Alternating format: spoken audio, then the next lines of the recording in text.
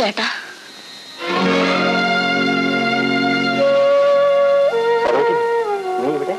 ഞാൻ ചേട്ടനെ തിരക്കി വന്നതാ. പത്രത്തിൽ നിന്ന് ചേട്ടൻ ഇവിടെ ഉണ്ടെന്നറിഞ്ഞു. നീയും കുഞ്ഞും മാത്രമേ വന്നുള്ളൂ. അളിയനെവിടെ? വന്നില്ല. ബാബാ, ഇതെന്റെ സഹോദരിയാണ്. ഇതവളുടെ മകള്. 2-3 വർഷമായി ഞങ്ങൾ തമ്മിൽ കണ്ടിട്ട്. ഒത്തിരി കാലത്തിന് ശേഷം ഉടപ്പുറങ്ങളുടെ മൂലം കണ്ടല്ലേ, സന്തോഷമായില്ലേ? നിങ്ങൾ വർത്താനം പറയും. മോളെ, നമ്മളെ മോളിവിടെ ഇരുന്നു. നീ എന്താ ഈ രാത്രി വന്നത്? ചേട്ടൻ വീട്ടിലേക്ക് വരാറേ ഇല്ലല്ലോ. എന്റെ ജീവൻ നിനക്കറിയാമല്ലോ. അതെങ്ങനെയൊക്കെയാണ്. നീ എന്റെ കാര്യം നോക്കാൻ നിന്റെ ഭർത്താവുണ്ട്. അക്കാര്യം ഒന്നും പറയണ്ട. എല്ലാം കുടിച്ച് നശിപ്പിച്ചു. വീട് പോലും കടത്തിലായി. അത്യാവശ്യമായിട്ട് എനിക്ക് 5000 രൂപ വേണം. ഇല്ലെങ്കിൽ ഞാനും ഈ കുഞ്ഞും തെരുവഴിയിലാകും. ചേട്ടനെന്താ ഒന്നും മിണ്ടാത്തത്? ഞാൻ ചേട്ടനോടല്ലാതെ വേറെ ആരോട് ചോദിക്കും? എന്റെ കയ്യിൽ തൽക്കാലം പണമില്ല. ഏതായാലും ഞാൻ ശ്രമിച്ചു നോക്കട്ടെ. ചേട്ടൻ വീട് വിട്ടുന്നതിന് 4-ാം ദിവസം അച്ഛൻ മരിച്ചു. അമ്മയില്ലാത്ത എനിക്ക് അമ്മയുടെ സ്നേഹം തന്നു വളർത്തിയത് ചേട്ടനാണ്. ഈ വിവാഹബന്ധം വേണ്ടെന്ന് പറഞ്ഞു ഞാൻ തന്നെയാണ്. അച്ഛനായിരുന്നു നിർബന്ധം. അതിന്റെ പേരിലാണ് ചേട്ടനും അച്ഛനും ഒടുവിലായി പിണങ്ങിയത്. എല്ലാരും പോയപ്പം മീനിയുടെ അച്ഛന് കുറെ കൂട്ടുകാരെ കിട്ടി. നിനക്ക് പറഞ്ഞു തിരുത്താമായിരുന്നില്ലേ? ഞാൻ പറഞ്ഞാൽ കേട്ടിട്ട് വേണ്ടേ ചേട്ടാ? എത്രയോ സഹോദരിമാർ ഇവിടെ കഷ്ടപ്പെടുന്നു. ഇവിടെ തന്നെ നോക്ക്. കല്ലുടച്ചും ചുമടിച്ചുമെന്നും സ്ത്രീകൾ ജീവിക്കുന്നില്ലേ? സ്വത്തുള്ളതാണ് മനുഷ്യന്റെ ഏറ്റവും വലിയ അപകടം. ഇത് കുറെ അരിയും സാധനങ്ങളും അവിടെ പറഞ്ഞോളൂ. വേഗം അടുക്കളയിലോട്ട് കയറി ഇതൊന്ന് പാകപ്പെടുത്തി എല്ലാവരും കൂടെ താഴെ കഴിച്ചാട്ട്.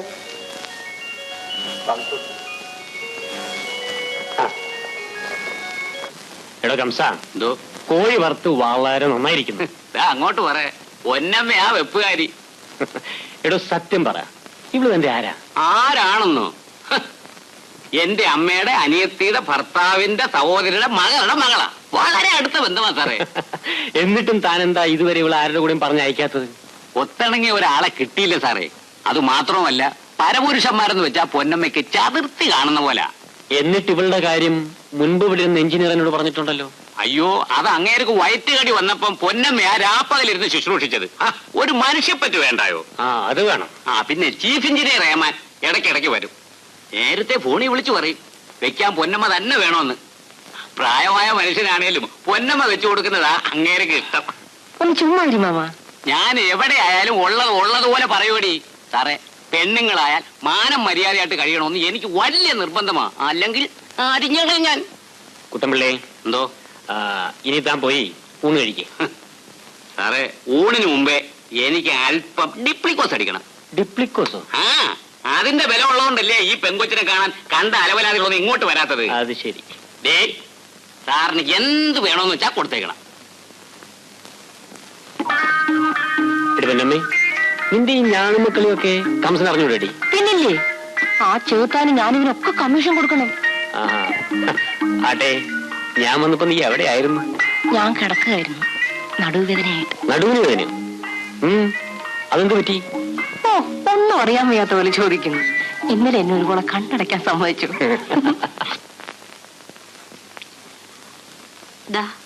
പാല്. എങ്കിലും നമ്മുടെ ബില്ല് ഇതുവരെ ഒപ്പിട്ട് കിട്ടാത്തത് എങ്ങനെ ഒപ്പിട്ട് കിട്ടും? തൊഴിലാളി യൂണിയൻകാരും മന്ത്രിക്ക് പരാതി സമർപ്പിച്ചിരിക്കല്ലേ? മന്ത്രി ഒന്ന് കാണാമായിരുന്നില്ലേ? കണ്ടിട്ട് എന്ത് പ്രയോജനം? അവർക്കൊന്നും ചെയ്യാനൊക്കും. ഉടനെ ചന്ദ്രഹാസം ഇളക്കില്ലേ പാർട്ടിക്കാര്? ഇലക്ഷന് 25,000 രൂപയും 3 കാറുമാണ് ഞാൻ പാർട്ടി കൊടുത്തത്. എന്നിട്ട് എന്തുണ്ടായി? എന്റെ വർക്കിൽ തകരാറുണ്ടെന്ന് നേതാക്കളെ പരാതി അയച്ചിരിക്കുന്നു. ആ ഗോപാലനെ കുഴപ്പങ്ങളൊക്കെ ഉണ്ടാക്കുന്നത്. അവനിവിടുന്ന് ഓടിച്ചേ പറ്റൂ. ഇടി പഴയ കാലമൊന്നുമല്ല, നോക്കിക്കണ്ടും വേണം എന്തെങ്കിലും ചെയ്യാൻ. എന്ന് വെച്ച് മോത്തി എവിടെ മിണ്ടായിരിക്കാൻ പറ്റുമോ? ഇന്നലെ മോടെ എടുത്ത് കാണിച്ച ധിക്കാരം കണ്ടപ്പോ എനിക്ക് അടിമുടി വിറച്ചു പോയി. പുത്തനായിട്ട് വന്ന നേതാവല്ലേ, അപ്പൊ ചില ബഹളമൊക്കെ കാണിക്കും. അവനെ പിണക്കുന്ന ബുദ്ധിയല്ലേടി. എഞ്ചിനീയറും ഇന്നലെ അത് തന്നെയാ പറഞ്ഞത്. ആളൊരു നല്ലവനാ, ആളുകളെ തിരിച്ചറിയാം, സഹകരിക്കാനും കൊള്ളാം. പക്ഷെ ഗോപാലിന്റെ കാര്യത്തിൽ അയാൾ വടിയോറോ പറഞ്ഞിരിക്കുക. നമ്മൾ താന്നു കൊടുക്കുന്നതാ അവൻ തലേ കയറുന്നത്. ഈ നേതാവിനെയും നമുക്ക് തവിട് എറിഞ്ഞ് പിടിക്കാൻ വേണ്ടി ഈ ഒരു കാര്യം ചെയ്യും. നാളെപ്പനെ പറഞ്ഞയച്ച് ആ ഗോപാലിനെ ഇത്ര ഒന്ന് വരാൻ പറ. വാസുക്കുട്ടൻ പിള്ളേ, താൻ വഴിയനാണെങ്കിൽ തന്റെ വീട്ടിൽ ഇരുന്നേച്ചാ മതി. തന്നെ കാണാൻ എന്റെ പട്ടി വരും. എന്താ അങ്ങൊന്ന് വിളിക്കുന്നെന്ന് പറഞ്ഞപ്പോ ഈ വാചകാണ് സഖാവ് ഗോപാലൻ എന്നോട് പറഞ്ഞത്. അപ്പൊ അവനോട് വരില്ലേ? അത്യാവശ്യമാണെങ്കിൽ അങ്ങൊന്നിനോട് അങ്ങോട്ട് ചെന്ന് കാണാൻ പറഞ്ഞു. അവനെ തന്ത പോകും. ഏറെപ്പാളി അവനെ പിടിച്ചു കെട്ടി എന്റെ ബുപ്പ കൊണ്ടുപോകാൻ ആളുകളുണ്ടോ നോക്കട്ടെ. സംഭാവന കൊടുക്കാൻ തീരുമാനിച്ചാൽ എല്ലാവരും കൊടുക്കണം. നിങ്ങളുടെ ജില്ലാ സമ്മേളനത്തിന് ഞങ്ങൾ എന്തിനാ സംഭാവന കൊടുക്കുന്നത്? ഈ ഞങ്ങളും നിങ്ങളും എന്ന ഈ കാഴ്ചപ്പാട് മാറണം. ആരാ മാറ്റാത്തത്? നിങ്ങൾ തന്നെ. നിങ്ങളുടെ പാർട്ടിക്ക് ഒരു വലിയ ഭാവമുണ്ട്. അത് കാണും. ഞങ്ങൾക്ക് കൂടുതൽ അനുയായികളുണ്ട്, തൊഴിലാളി സംഘങ്ങളുമുണ്ട്. അപ്പൊ ഞങ്ങൾക്ക് താളും തകരയും മാത്രമേ ഉള്ളതാണോ? സത്യം സത്യമായി തന്നെ കാണണം. നമ്മൾ ഒന്നായിരുന്നവരാണ്. പക്ഷെ നിങ്ങൾക്കിപ്പോ മൂരാച്ചികളുടെ കൂട്ടാണ് ഇഷ്ടം. അത് നിങ്ങൾക്കാ. നിങ്ങളിപ്പോ എവിടാ നിൽക്കുന്നത്? ഈ രാജ്യത്തിനകത്തോ അതോ അങ്ങ് പുറത്തോ? നമ്മൾ തമ്മിൽ ഭിന്നിക്കരുത്. ഒരുമിച്ച് നിന്നാലേ സമരങ്ങൾ ജയിക്കാൻ പറ്റും. അരിയും തിന്ന് ആശാരിച്ചയും കടിച്ച് എന്നിട്ട് നായ്ക്ക് മുറുമുറുപ്പ് എന്ന് പറഞ്ഞതുപോലെയാ ഗോപാലിന്റെ പാർട്ടി. പിരിവ് കൊടുക്കാൻ മനസ്സിലെങ്കിൽ വേണ്ട, പക്ഷെ എന്റെ പാർട്ടി ആക്ഷേപിക്കും.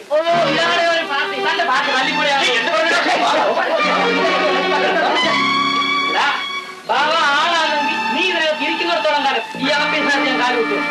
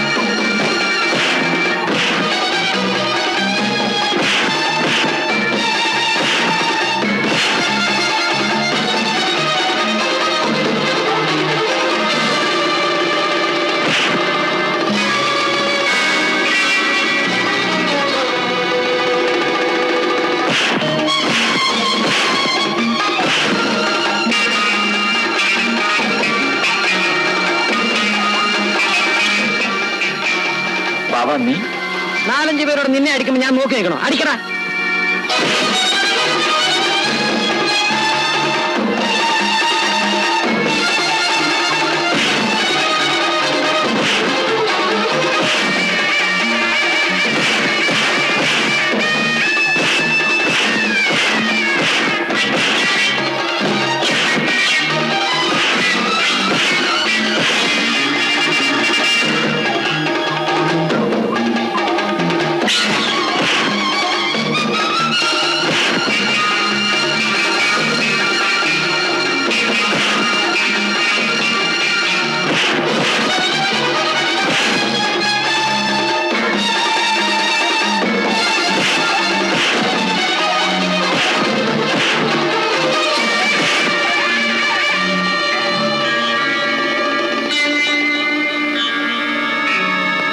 സത്യം പറയടാ, നിങ്ങൾ ആരാ അയച്ചത്? പറയടാ. ഗോപാലിനെ പിടിച്ചു കെട്ടിക്കൊണ്ടുവരാൻ വാസുകുട്ടൻ മുതലാളി പറഞ്ഞു വെച്ചതാണ്. ഗോപാല, നിന്നെ കാണാൻ മുതലാളി കാത്തു നിൽക്കായിരിക്കും. നേരാ, ഞാൻ പോയി ഒന്ന് കണ്ടു കളയാം.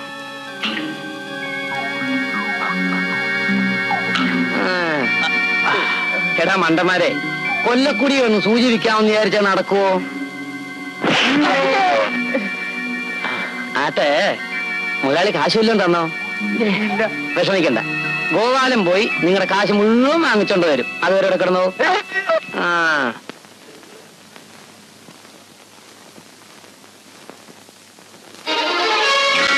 പിടിച്ചു കെട്ടിക്കൊണ്ടുവരാൻ ആളെ അയച്ചിരുന്നു. ഞാനേ അത് പറയരുത്. ചെയ്ത കാര്യം ചെയ്തു എന്ന് പറയാനുള്ള ചങ്കൂറ്റം വേണം, അല്ലെങ്കിൽ ചെയ്യരുത്. സാറ് പറഞ്ഞയച്ച ചട്ടമ്പിമാരെ പിടിച്ചു കെട്ടിയിരിക്കുകയാണ്.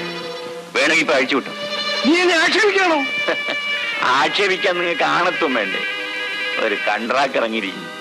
ലോകത്തുള്ള ആളൊക്കെ നിങ്ങൾ അടിമകളാണ് നിങ്ങൾ വിചാരിച്ചിരിക്കുന്നത്. ഇത് ഞങ്ങളുടെ യുഗമാണ്, തൊഴിലാളികളുടെ യുഗം. പഴയതുപോലെ ചവിട്ടാൻ കാലുപൊക്കിയാലുണ്ടല്ലോ, ആ കാല് ഞങ്ങൾ വെട്ടിക്കളയും. സാറോ, ആ കോപ്പേ എടുത്തെടുത്ത് നിങ്ങൾ വെച്ചാട്ടെ.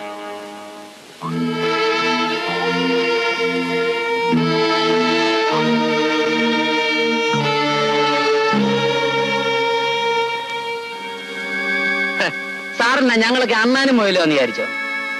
ഗോപാലിന്റെ ഒരു തുള്ളി ചോര ഇവിടെ വീണാലുണ്ടല്ലോ, കുടുംബം ഞങ്ങൾ കുളം തുണ്ടു. കൊച്ചമ്മോ, കൊച്ചമ്മേ, വീട്ടുകാരനെ കൊലച്ചൂറ് കൂട്ടണമെന്ന് നിർബന്ധമുണ്ടോ? ഇല്ലെങ്കിൽ അകത്ത് കൊണ്ടുപോയി തലയ്ക്ക് നെല്ലിക്കാത്തളം വെച്ച് ചങ്ങല കിട്ടാട്ടെ.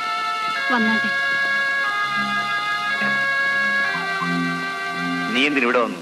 എന്താ പിടിച്ചില്ലേ? നിന്നെ കൊന്ന കുഴിച്ചിരുന്ന എവിടെന്ന് അറിയണ്ടേ? ഓ അത് ശരി. ആ വാ വാ. പിന്നെ ആ ഗോവിന്ദനെയും കൂട്ടി അഴിച്ചു വിടണം. എന്തിന്? അവര് കൂലിത്തിൽ നിന്ന് വന്ന പാവങ്ങളാ. നിനക്ക് അത്ര ദയാന്ന് നീ പോയി അഴിച്ചു വിട, എനിക്ക് വേറെ ജോലിയുണ്ട്.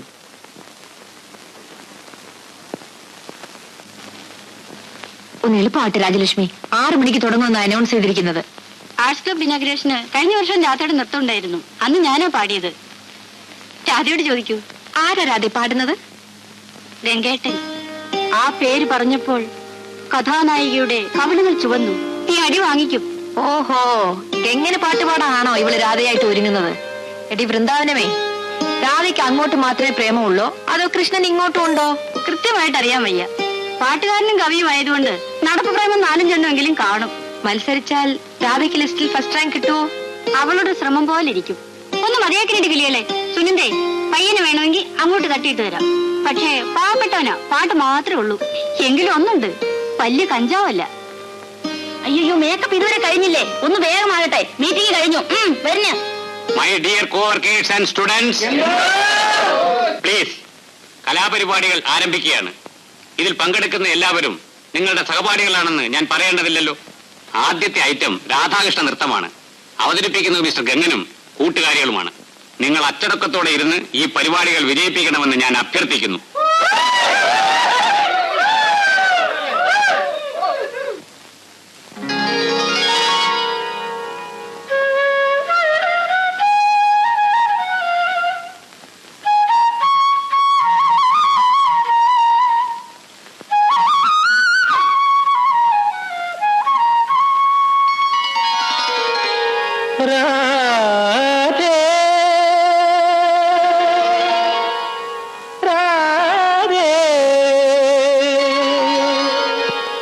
കൺമണി രാധേ,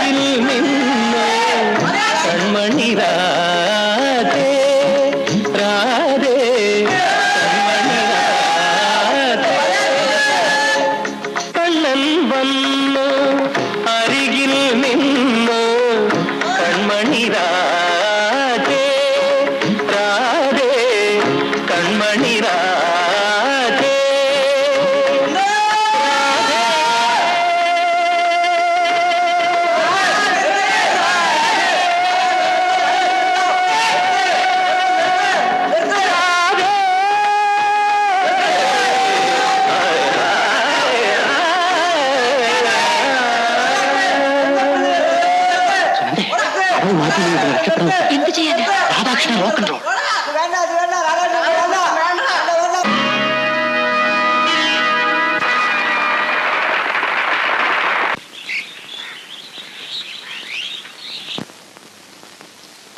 അല്ല, അമ്മയും മോളും കൂടെ എങ്ങോട്ടാ? ഞങ്ങൾ പോവുക. എന്തിനു വെറുതെ ചേട്ടനെ ബുദ്ധിമുട്ടിപ്പിക്കുന്നു? ഗോപാലൻ പോവാൻ പറഞ്ഞു. അത് ചേട്ടൻ ഒരിക്കലും പറയില്ല. അപ്പൊ അറിയാതെ പോവാണോ? ഇവിടെ വന്ന് ഇത്രയും ദിവസം ചേട്ടന്റെ കൂടെ താമസിച്ചിട്ട് പറയാതെ പോകുന്നത് ശരിയല്ല. ചേട്ടനെ കൊണ്ട് എന്നെ സഹായിക്കാൻ പറ്റില്ല. ആ, എന്നാലും ഗോപാലൻ അറിയാതെ പോകുന്നത് ശരിയല്ല. വാ മോളെ. എടാ കൂട്ടാ, എന്നെ ശമ്പളം കിട്ടിയില്ലോ? കിട്ടിയല്ലോ. പിന്നെ ഇവിടുത്തെ പറ്റി തീർക്കാത്തത്? കിട്ടിയത് ഡിപ്ലിക്കോസുകാരന് കൊടുത്തു. ഇനി ഇത്തിരി വെട്ടുവേലി വരാനുണ്ട്, അപ്പോഴും തരാവണ്ണ. എടാ നിന്റെ ഈ ഡിപ്ലിക്കോസ് അടി നിർത്തിയല്ലാതെ നീ ഗതി പിടിക്കത്തില്ലടാ. എന്നാ 2 ബോണ്ടാതാ പോകുന്ന പിള്ളേ.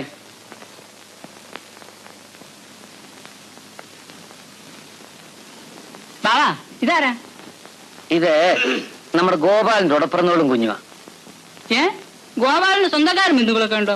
തന്തയും തള്ളയുടെ പാർട്ടിയാണെന്നാണല്ലോ പറയുന്നത്. ചിലർക്കൊക്കെ തന്തയും തള്ളയും കാണും, നിങ്ങൾക്കൊക്കെ ഇല്ലാത്തതായിരിക്കുമല്ലോ.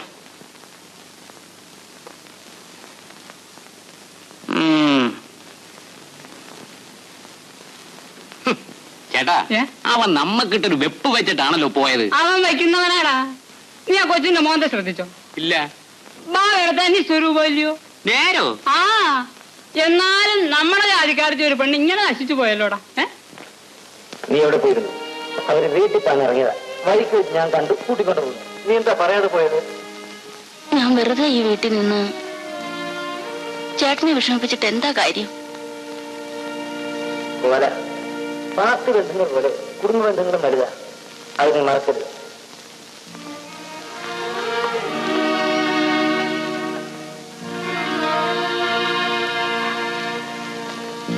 ചേട്ടാ, ഞാൻ